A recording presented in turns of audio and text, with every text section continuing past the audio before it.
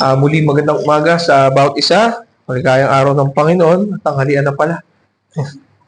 Ayan, so sa ating pong pag-aaral ngayon, binigyan ko po ng title na God Spoke All These Words. Nakakabase po tayo sa Exodus chapter 20, verses 1 to 17. And of course, sinusundan natin ang pattern ng Heidelberg Catechism. Ngayon po ay nasa Lord's Day number 34 na po tayo. Babasahin ko po muna ang ating pong teksto and after that ay babasahin po natin yung catechism po mismo. Sa Exodus chapter 20 verses 1 to 17, ito po ang sinasabi ng salita ng Diyos.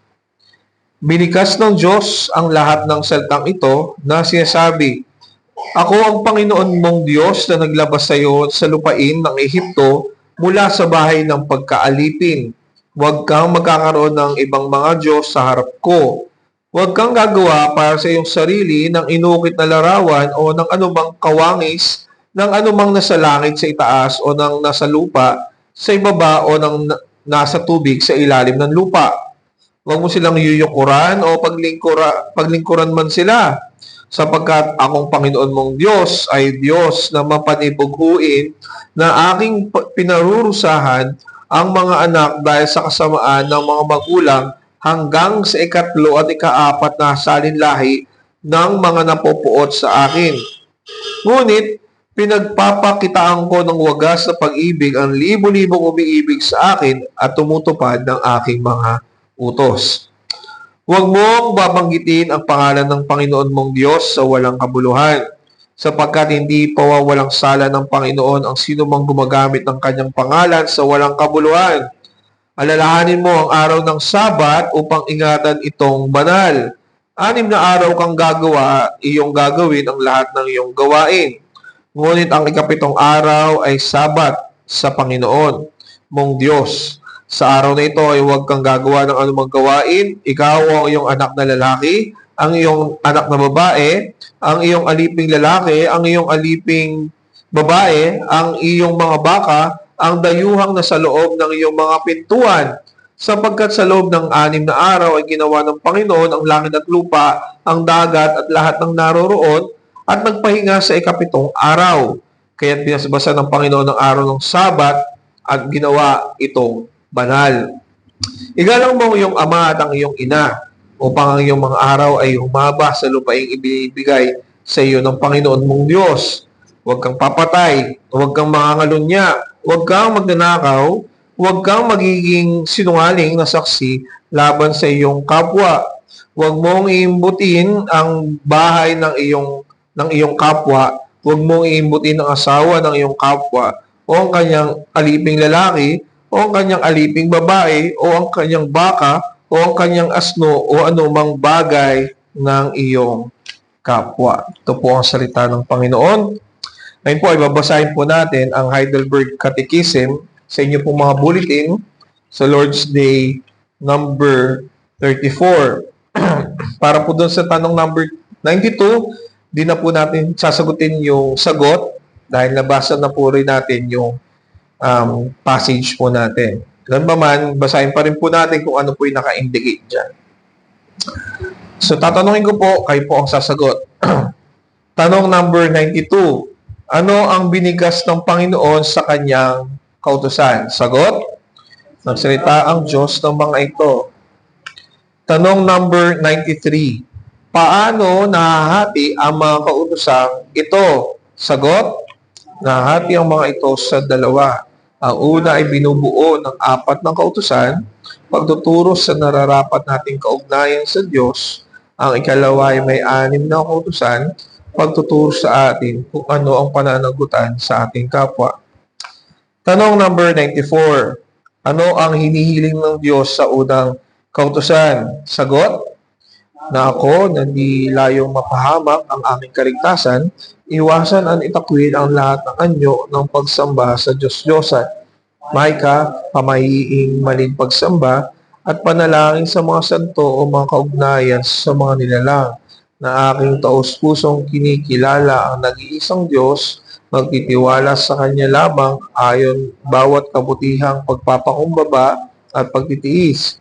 Ibigin siya, matakot sa Kanya, at igalang siya ng buong puso. Sa maiksing pangungusap, aking ibibigay ang lahat ng mga bagay na hindi salungat sa kanyang kalooban. Tanong 95, ano ang pagsamba sa Diyos-Diyosan? Sagot, ang pagsamba ay pagkakaroon o pagtatag ng mga pagkakatiwala o natutulad ng Diyos na ipinahayag ng Diyos ang kanyang sarili mula sa kanyang salita. Maraming salamat po. Samahan niyo po muna ulit manalangin.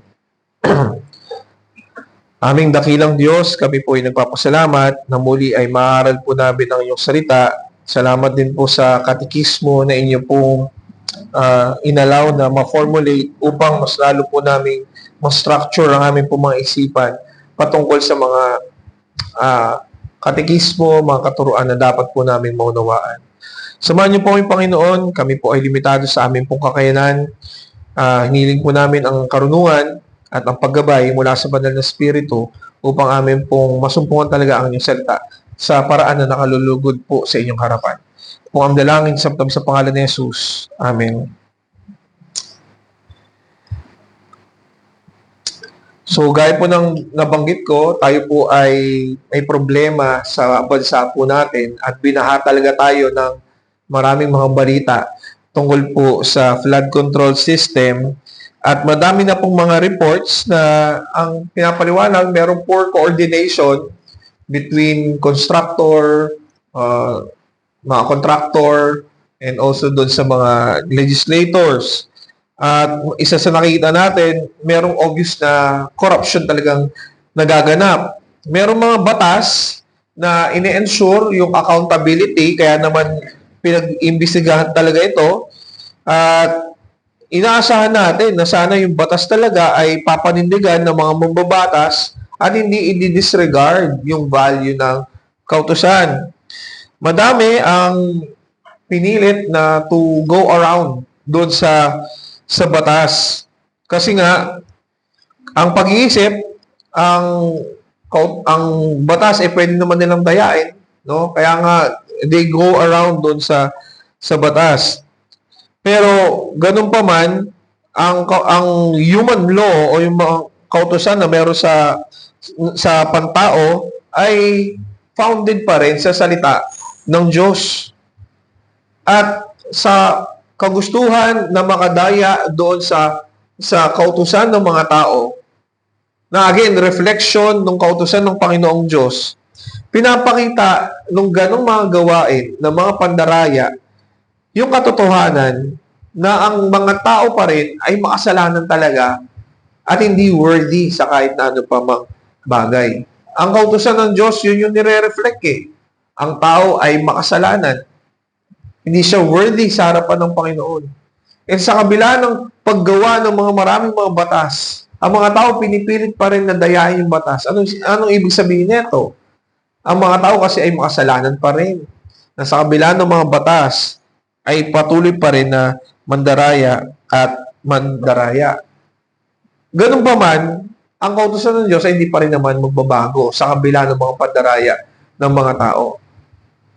Kaya nga umiiwas sa kautusan, ang mga mandaraya, hindi sila dumidirekta sa kautusan kasi nga nire-reflect again ang pagiging makasalanan ng puso ng bawat isang mga tao.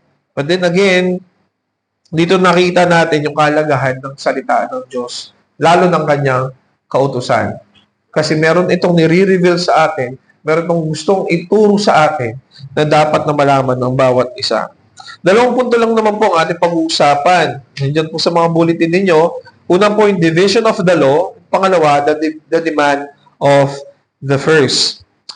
Sa division of the law, kung babalikan niyo po yung Lord's Day number 2 natin, pinakita doon na, umpisa pa lang doon, na yung kautusan ay nakasummarize sa dalawang bahagi. At yun din naman dinideklara ng ating katekism sa umagang ito. Ganun pa man, huwag natin kakalimutan na first and foremost, ang salita ng Diyos, ang kautusan niya ay isang unit. Yes, we structure it, we systematize it, ino-organize natin talaga, takira naman natin talaga ng biblical yon. Pero huwag natin kakalimutan na ang kautusan ng Diyos ay iisang unit pa rin. Hindi tayo pwedeng mamili lamang kung ano ang gusto nating sundin o kaya piliin natin yung mga ayaw nating sundin. Ang pinapakita pa nga sa atin, pinapaalala sa atin na ito ang dinidiman sa lahat ng mga nasa Panginoong Diyos. Hindi ito parang spin a wheel na kung saan babagsak yung araw, yun yung pwede mong sundin. O kaya yun yung pwedeng hindi mo gawin. Hindi pwede. Ang kautusan ng Diyos ay iisa, ito ay buo, kaya naman ang ine-expect sa talagang lingkod ng Panginoong Diyos ay susundin mo ang bawat isa na nakalagay sa salita ng Diyos. Pero dapat maging malinaw din sa atin na ang kautusan ay binigay hindi upang makamit natin ang kaligtasan. Walang naliligtas doon sa mga pagsunod sa kautusan ng Diyos. Binigay ang kautusan sa bayan, sa mga tao, sa mga lingkod ng Panginoong Diyos bilang rule doon sa tahanan ng ating Panginoong Diyos upang malaman natin kung paano mamumuhay ng nakalulugod sa ating Panginoong Diyos. So, linawin natin ang kautusan ng Diyos ay hindi magdadala sa kaligtasan ng tao. Pinapakita nito kung ano yung kahinaan ng tao. Binibigay ang kautusan para sa mga lingkod ng Diyos. So, mamaya siguro mas magiging malinaw. Basta ang nililinaw natin sa ngayon pa lamang, hindi ang kautusan ay hindi binigay upang makuha natin ang kaligtasan. Historically, meron tayong tinatawag na threefold division ng kautusan. Usually, ito ay attributed kay Martin Luther. No? Ang threefold division of the law, nakita natin ay merong civil, ceremonial, at saka moral. Itong threefold division ay pinapakita lang kung ano yung hindi man paggagamit, pero saan nakalagay ang bawat kautusan na nireveal sa atin sa salita ng Diyos. Pag sinabi nating civil, ito ay particularly used yung mga commandments para doon lamang sa bayan ng Israel. So, meron dyan mga kautusan na para lamang sa Israel na hindi applicable sa atin. Pag sinabi natin ceremonial, ito yung mga purity laws, ito yung mga sacrifices, no? So, ito yung mga nakikita natin ng mga iba't ibang klaseng mga offerings, mga sacrifices, and even yung mga festivals nila.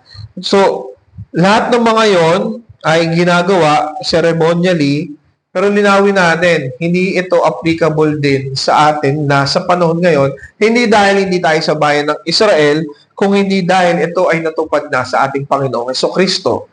Ginagawa ang mga rituals, sacrifices, feast, lahat ng mga yon, even yung Sabbath, ay ginagawa yon to look forward doon sa paparating na katotohanan.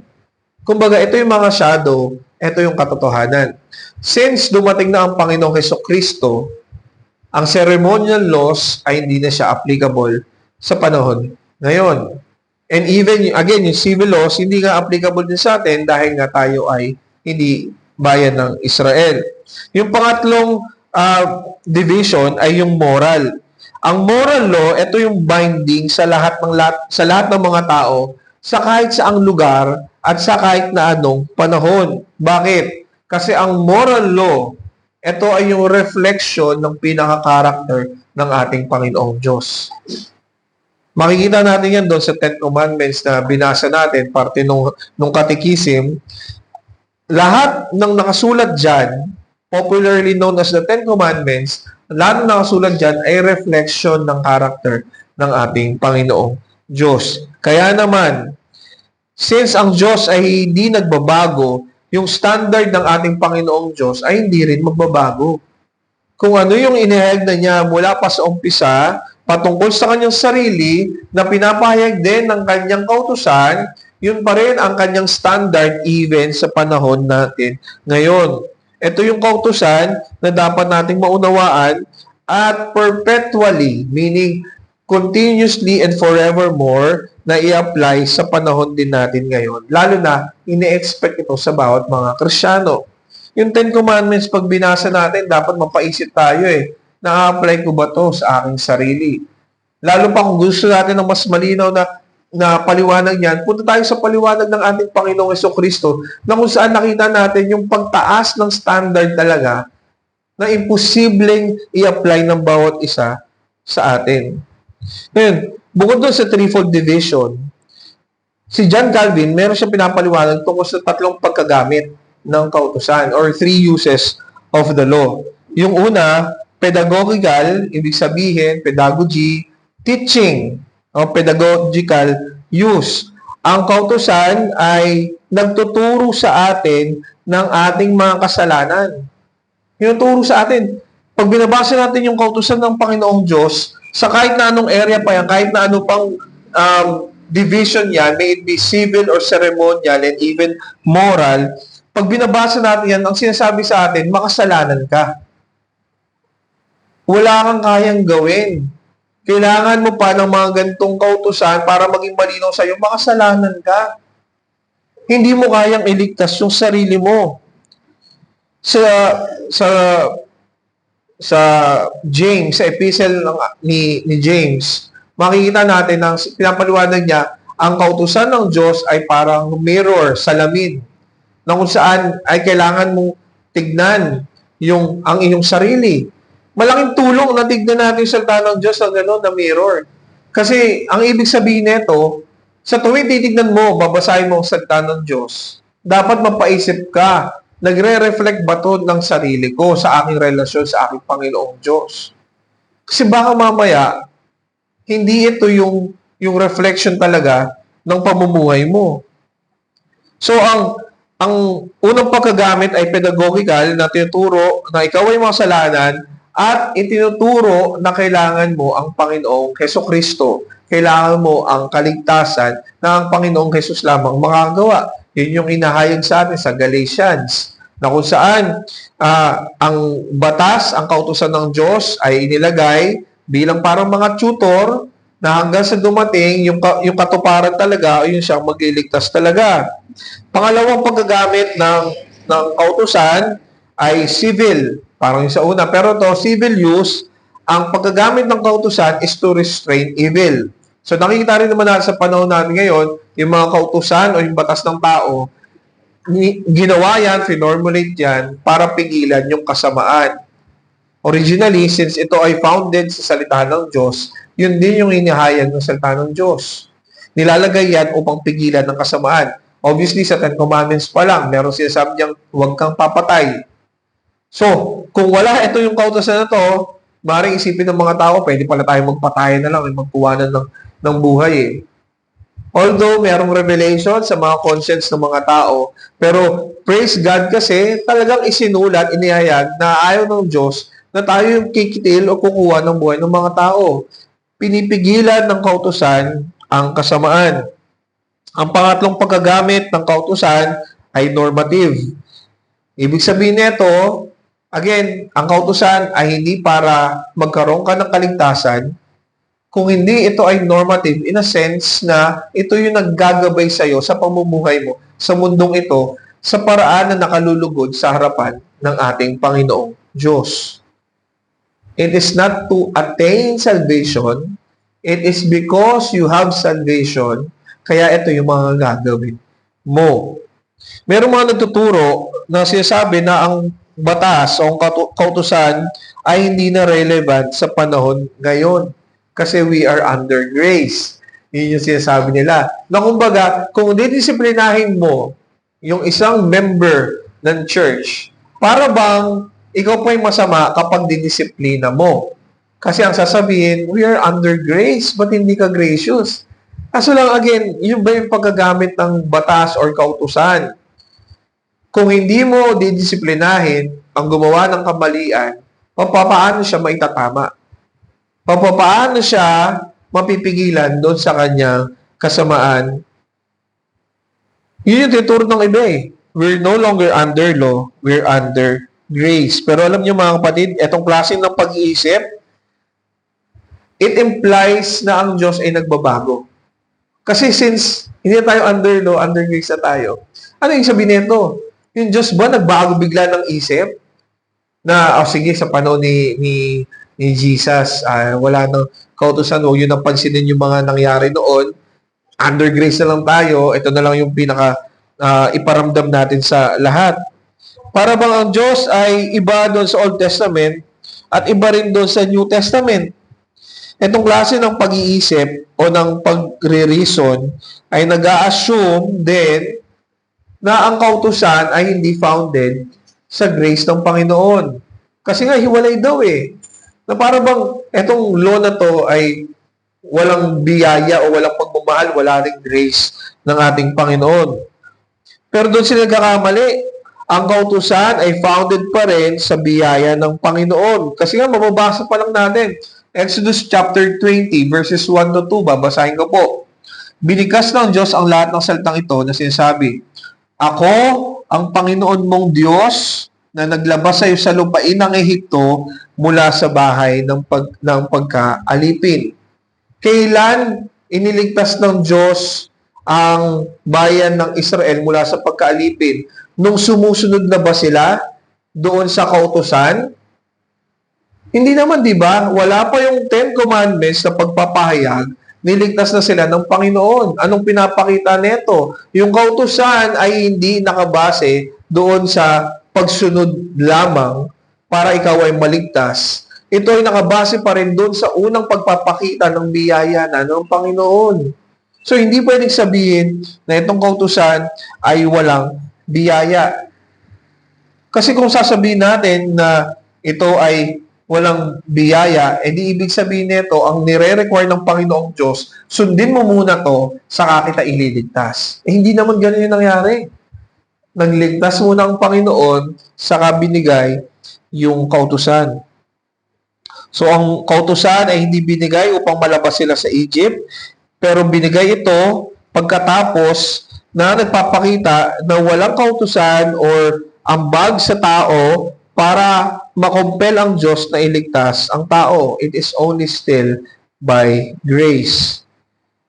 The law was founded on grace because it was given not to save, but because we are saved. The law is a gracious gift of God. So tignan nyo to ha. Ang Panginoon nagpapakilala siya dito sa bayan ng Israel na siya yung nagligtas. Ngayon siya yung nagmamayari sa bayan ng Israel even before naman dyan. Pero since niligtas niya sila, pinapakita ng Diyos, ito yung dapat nyong gawin bilang kayo ay kabilang sa akin. Ako ang Diyos, ako ang Panginoon, ako ang Hari. Kayo ay aking mamamayan, ganito kayo mamumuhay kasama ko. Ang isang kaharian na tinayo o natatag dahil sa mga kautusan ng hari ay dapat panindigan ang mga kautusan. Yung mga citizens ay mag-obey upang mapanatili ang kapayapaan at yung komportableng pamumuhay na maiparamdam talaga sa kanila. Kung ang isang tao ayaw niyang sumunod, most likely, hindi siya citizen ng kaharian na yon at malaya silang umalis doon sa kaharian iyon. Ang lahat ng nanatili doon sa kaharian ay kinikilala yung kautusan ng haring kanilang pinaglilingkuran. If they don't want to submit to those rules, they are free to live that kingdom or that country. Ang tanging susunod lamang doon sa kautusan ng hari ay yung genuine citizens of that kingdom. Ang kautusan na inimpose ng hari ay hindi para maging citizens sila, kung hindi sila ay citizens, kaya naman ito ang kanilang paraan ng pamumuhay at isang kagalakan para sa isang genuine citizen of that kingdom to live under the rule of the king. At yun din sa atin mga kapatid.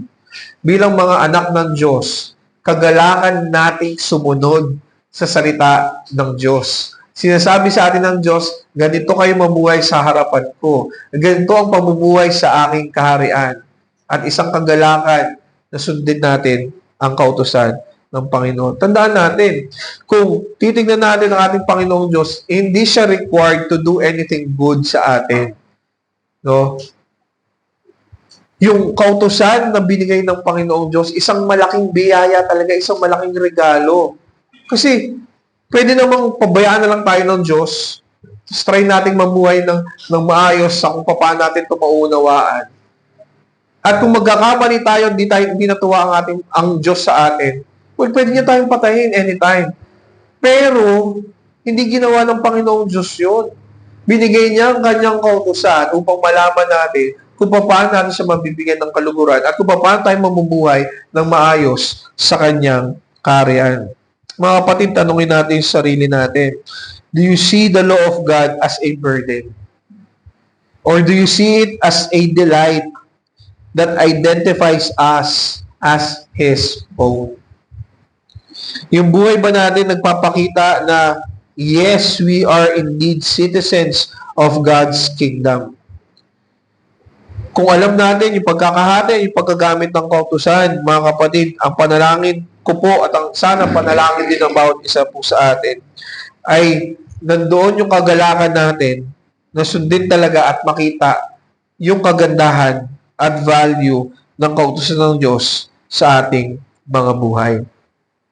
Pangalawang bagay po, yung demand of the first. The demand of the first. Again, ang kautusan ay isang unit. Isa tong buo. Hindi mo pwede itong paghiwa-hiwalayin. Hindi mo pwedeng sabihin na, ito lang gagawin ko ha. Yung iba, sige, di ko gagawin. Gusto kong magnakaw. Hindi ako pwede pigilan ng Panginoon. Ako may kalayaan na gawin yung gusto ko. Hindi po ganon. Sabi nga sa James chapter 2, verse 10, bubuksan ko po. James, Santiago.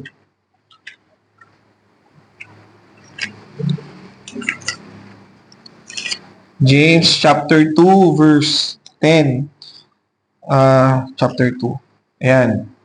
Ang sabi po dito, sapagkat sino mang tumutupad ng buong kautusan, subalit lumalabag sa isa, ay nagkakasala sa lahat. So, ang sinasabi po dito ni James, na lumabag ka man lang doon sa isa, nilalabag mo na ang buong kautusan.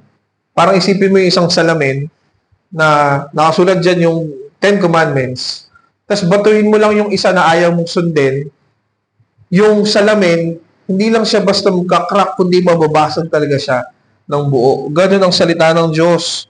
Hindi pwedeng mamili lamang po tayo. Kapag nag-fail tayo sa isa, guilty na tayo sa lahat. Yung question number 93 natin, pinakita dito, binabanggit dito, na ang salita ng Diyos ay pwedeng mahati talaga doon sa dalawa. Hindi ibig sabihin na pipiliin mo lamang, kundi pinapakita yung summary ng salita ng Diyos or ng kautusan ng Panginoon. Sabi dito, ang una ay binubuo ng 4 na kautusan, yung first 4 commandments. Ito ay pagtuturo sa nararapat nating kaugnayan sa Diyos. So, ibig sabihin yung relasyon natin sa ating Panginoong Diyos, ano yung ini-expect niya sa atin. So, sa mga susunod nating mga catechisms, susunod na mga Lord's Day, iisa-isahin natin yun. Sa ngayon, ang focus natin, yung introduction and yung first commandment. Tapos, ang ikalawa ay may 6 na kautusan, pagtuturo sa atin kung anong pananagutan natin sa ating kapwa, yung pakipag-relate natin doon sa mga tao. Sa question 95, ito rin naman yung pinahayag ng ating Panginoong Jesus. Nung tinanong siya, ano yung greatest commandment? Ang sagot niya sa Matthew chapter 22, verses 37 to 40, ito po ang sabi, ibigin mo ang Panginoon mong Diyos ng buong puso mo at ng buong kaluluwa mo at ng buong pag-iisip mo.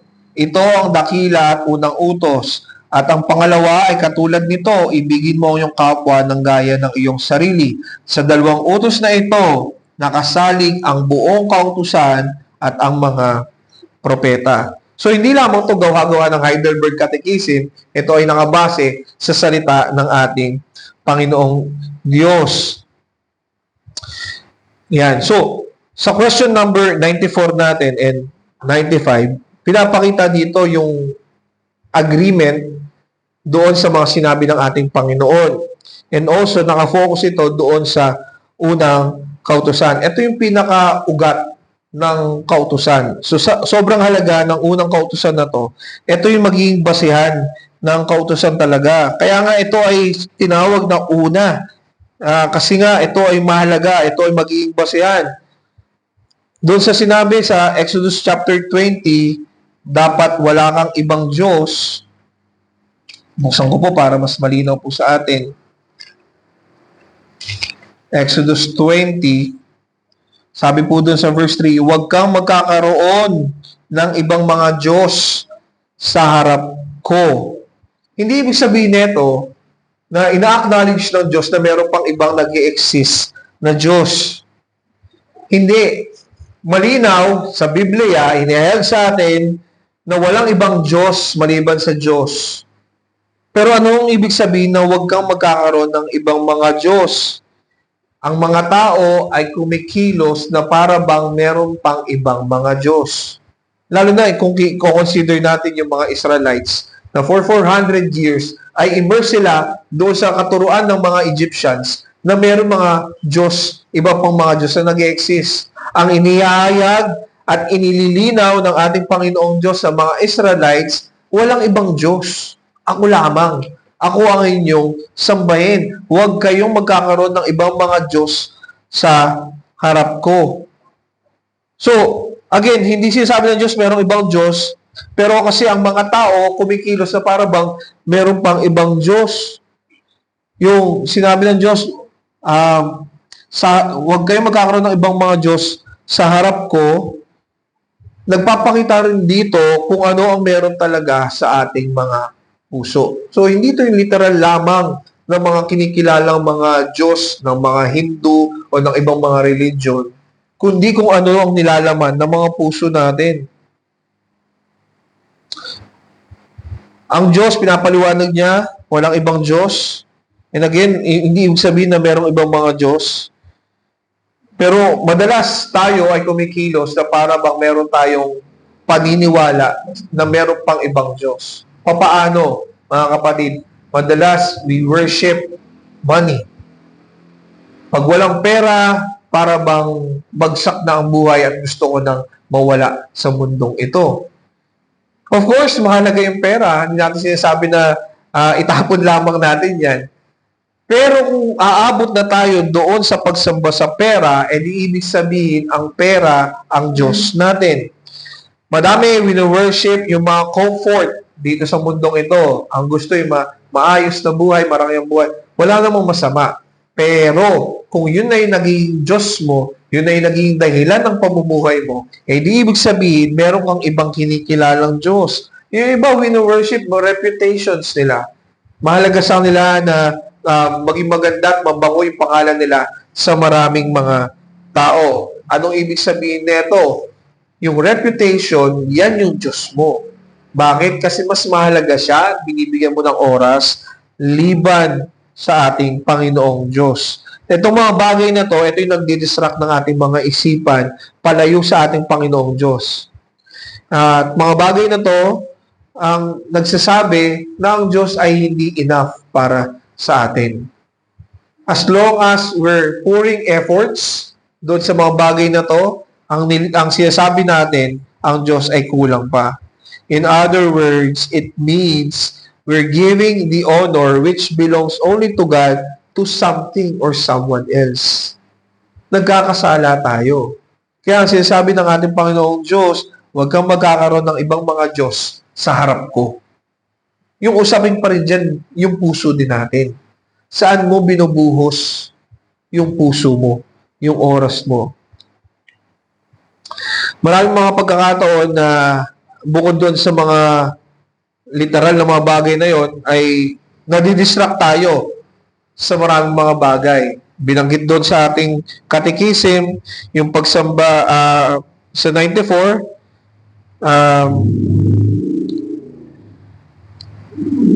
ayan, yan. Ano ang hiniling ng Diyos sa unang kautusan? Na ako, na di layo mapahamak ang aking kaligtasan, iwasan at takwil ang lahat ng anyo ng pagsamba sa Diyos-Diyosan, idolatry, mahika, hindi nalulugod ang Diyos sa mga witchcraft. Madami, masyadong nai-immerse doon sa or na-impress doon sa mga usaping spiritual realm. Pero hindi kino-consider ang Diyos na lumikha rin ng spiritual realm. Ang mas iniisip yung mga kakaibang malalaman doon sa spiritual realm na isang pandaraya naman talaga ng demonyo. Meron din binabanggit na pamahiing maling pagsamba. Madami naniniwala sa pamahiin. Ang problema sa pamahiin, napipigilan kang gawin yung nararapat mong gawin dahil doon sa mga pamahiin. For example, pag Semana Santa, ang sinasabi, pag Sabado, huwag kang lalabas ng bahay, doon ka na sa bahay kasi baka masugatan ka at hindi na yan gagaling. O kaya, meron doon yung huwag kang maliligo, nakalimutan ko ano yung sabihin doon. Pero meron mga pamahiin na naging dahilan para mapigilan kang gawin yung mga dapat mong gawin. Ano yung sabihin nito? Mas binibigyan mo ng halaga yung pamahiin, yung mga ganong pananalita kaysa sa salita ng Diyos. Ano pa binanggit dito sa Catechism? At panalangin sa mga santo, mga kaugnayan sa mga nilalang. Marami, lalo na sa mga kakilala nating Roman Catholic, sobrang amazed na amazed doon sa pagpipray doon sa mga santo. Even yung pagpray doon kay Mary. Yan. Ang problema sa ganito ay una, hindi siya biblical. Pangalawa, akala ng taong gumagawa nun, siya ay spiritual. Pero kung babalik tayo sa salita ng Diyos, malinaw na sinasabi, at even sa Ten Commandments, sa mga susunod, makikita natin na hindi nalulugod ang Diyos sa mga ganong klaseng kaparaanan. Hindi gusto ng Diyos na bumagsak tayo sa mga ganitong mga paniniwala. Ang dapat pa nga, tumakbo, lumayo tayo sa mga ganitong bagay. Kapag nakikita natin, mas nagre-rely na tayo sa mga ganitong bagay kaysa mag-rely tayo sa Panginoong Diyos.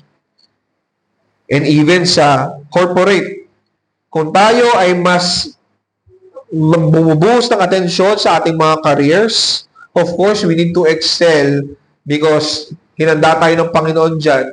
Pero kung yung oras mo na dapat para sa Panginoon ay nako-compromise na dahil sa kagustuhan mo doon sa iyong career, sa iyong promotion, doon sa pera na maaari mong makuha, ibig sabihin nito, nagkakasala ka na rin doon sa ating Panginoong Diyos.